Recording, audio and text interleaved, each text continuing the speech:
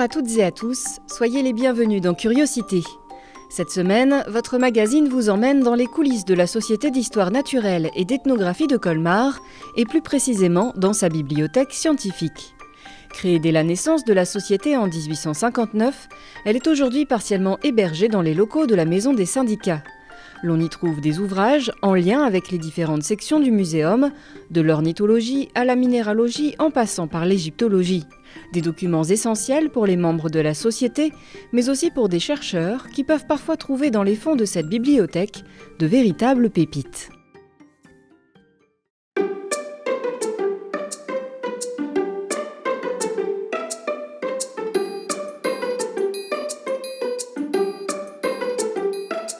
Je suis Francis Guth, vice-président d'honneur à l'heure actuelle de la société, dont je suis membre depuis plus de 40 ans. Si je suis chargé de la bibliothèque, c'est que pendant 38 ans, j'étais directeur de la bibliothèque municipale, où se trouvait entreposée cette bibliothèque avant de subir différents déménagements et d'atterrir partiellement dans les locaux où nous nous trouvons. Ceci dit, ce n'est pas moi qui faisais véritablement le travail, bien qu'ayant le titre de bibliothécaire de la société, c'était mes anciens collègues de la bibliothèque municipale, Françoise Prunier et Louis de Mézières, un de mes conservateurs en chef à la bibliothèque. Cette équipe-là a entrepris le travail sur toutes les acquisitions, mais aussi un travail rétrospectif sur les volumes qui restaient à traiter. Ce qui n'est connu de manière absolument rigoureuse,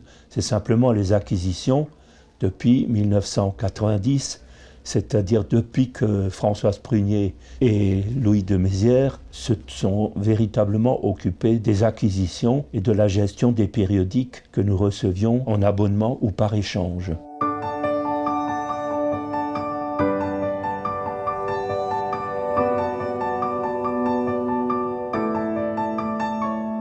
Cette bibliothèque comporte à l'heure actuelle au moins 30 000 volumes, fascicules de périodiques, extraits, herbiers et toutes sortes d'autres documents.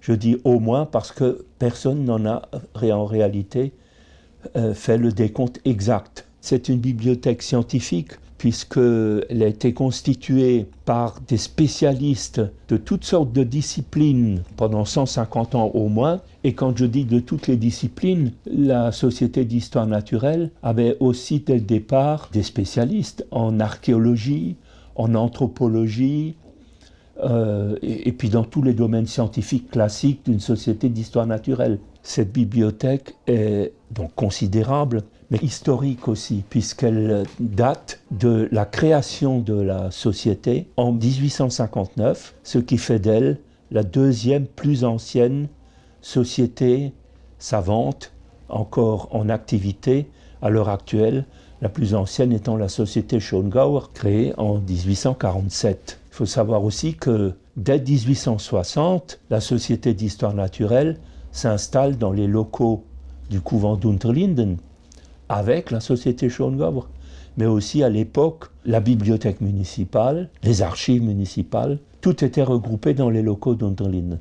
Mais dès cette époque, la Société d'histoire naturelle dispose d'un local pour sa bibliothèque et dès 1860 paraît le premier numéro du bulletin de la Société qui paraît toujours et dont le 76e volume va paraître très prochainement. Je crois qu'il est sous presse.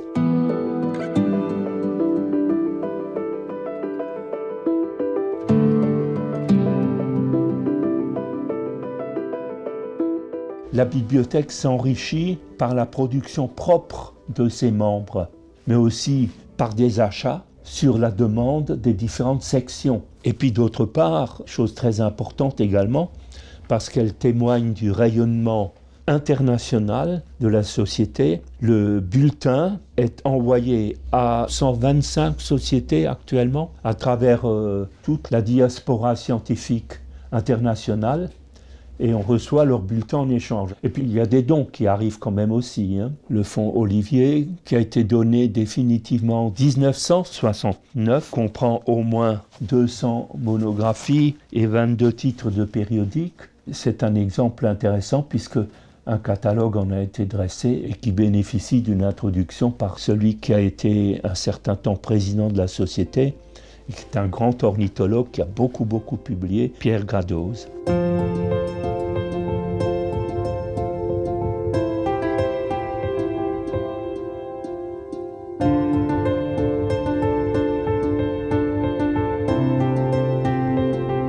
Il y a des périodiques et des exemplaires d'ouvrages rares que les chercheurs ne trouvent que dans notre fonds, quand ils font des recherches un peu poussées. Un exemplaire des Re Metallica, donc en latin de la chose métallique, en fait c'est un traité d'exploitation minière, dû à Agricola, non latinisé, d'un érudit qui s'appelait Boer.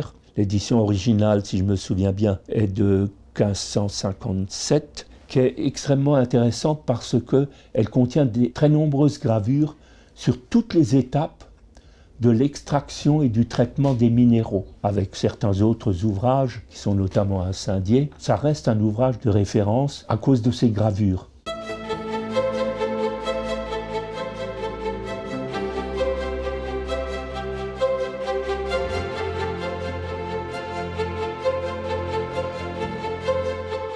La situation actuelle n'est pas très satisfaisante. En effet, les fonds sont dispersés sur 3 sites. À la bibliothèque des Dominicains, qui est installée provisoirement rue des Jardins, dans l'ensemble Kinner. À la bibliothèque des Dominicains, il y a depuis déjà pas mal de temps les parties anciennes les plus précieuses. D'autres locaux municipaux abritent des fonds. Et enfin, la partie la plus vivante, donc quand même quelques centaines de volumes et de périodiques dans le local qui nous est prêté par la Maison des syndicats. Ce que nous espérons, c'est le regroupement de ces 3 dépôts en un seul, pour qu'enfin la bibliothèque soit de nouveau réunie. C'est déjà prévu, c'est déjà sur les rails, les autorisations sont données par le directeur des bibliothèques de Colmar et par le conservateur en chef des Dominicains. Ce sera dans les réserves des Dominicains, mais ça supposera aussi, par exemple, un traitement des fonds de la Société d'histoire naturelle, une désinfection, parce qu'il ne s'agit pas que ces fonds qui arrivent dans ceux de la bibliothèque, qui sont eux totalement traités, il ne s'agit pas qu'ils les infectent, aussi bien pour les champignons que pour les insectes. Mais enfin, la trajectoire maintenant est définie, c'est une excellente chose, à ceci près que le fonds ne sera réellement accessible aux chercheurs que lorsque dans sa totalité, il aura été informatisé. Mais quand toutes ces étapes seront franchies, il représentera un enrichissement considérable pour les fonds anciens et scientifiques de la ville de Colmar.